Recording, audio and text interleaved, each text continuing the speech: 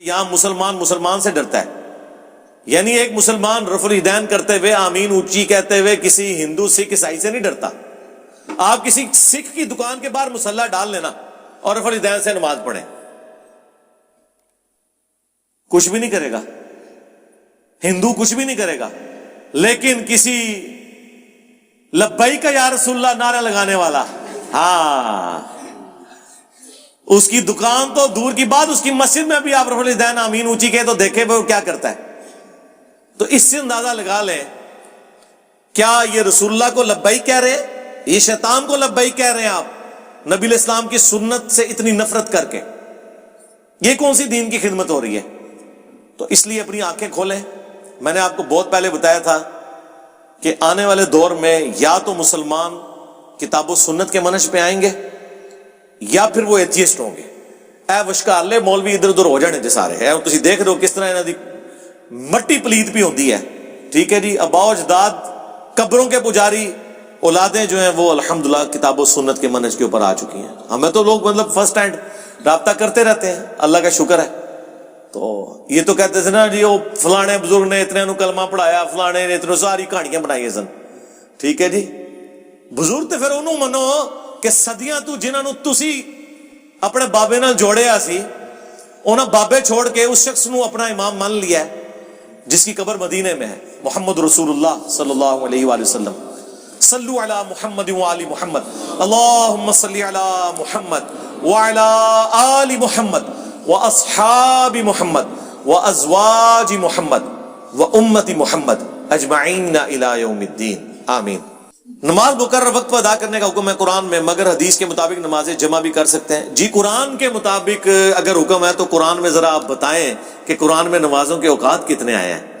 یہ کہانی جو ہے نا وہ حنفی کراتے رہے، قرآن کے مطابق اگر چلنا ہے تو قرآن میں تو نماز کے اوقات بھی 3 ہی آئے ہیں، فجر کا وقت، ظہر اثر دن کی نمازیں اور رات۔ یہ جو تفریق ہے نا 5 نمازوں کی، یہ بھی حدیث میں ہی آئی ہے۔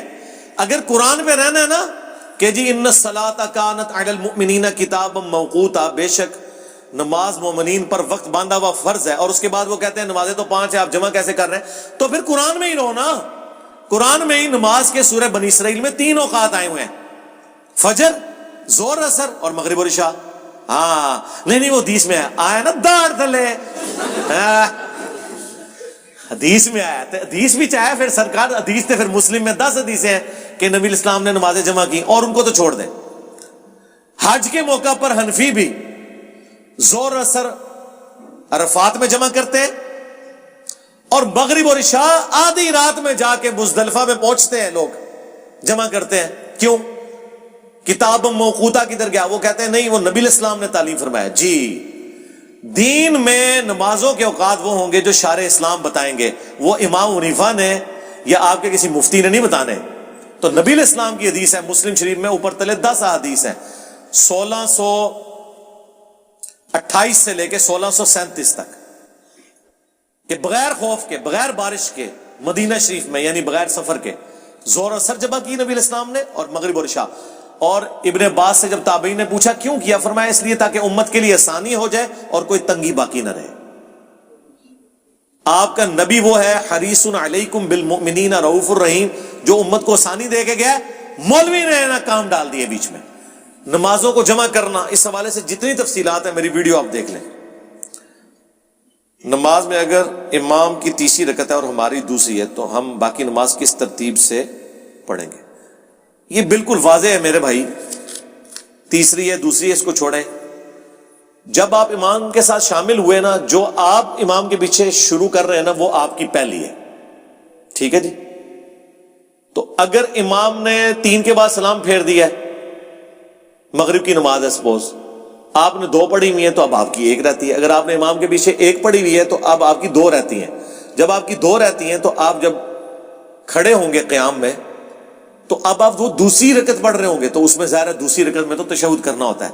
ہر طاق رکعت میں آپ تشہد نہیں کرتے، ہر جفت رکعت میں تشہد کرتے۔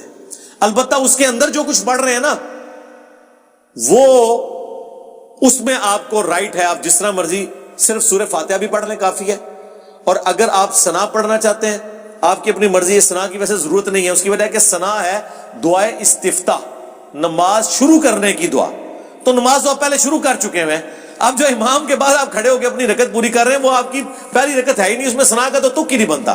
سورہ فاتحہ پڑھ لیں, ایک سورت ملا لیں. نبی علیہ السلام نے تو چاروں رکعتوں میں بھی سورت ملائی ہے, بخاری مسلم میں ہے.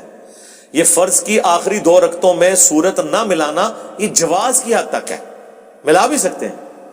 درود شریف نہ پڑھنا درمیانی رکعت میں عبدو و رسولو کے بعد کھڑے ہونا یہ جواز کی حد تک ہے, نبی علیہ السلام نے پڑھا بھی ہے.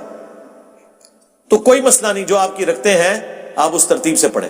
البتہ جتنی دیر آپ امام کے پیچھے پھر رفع الیدین آپ امام کے رفع الیدین کے ساتھ ساتھ کرتے جائیں, اور جب آپ الگ ہو جائیں تو پھر اپنے حساب سے کریں.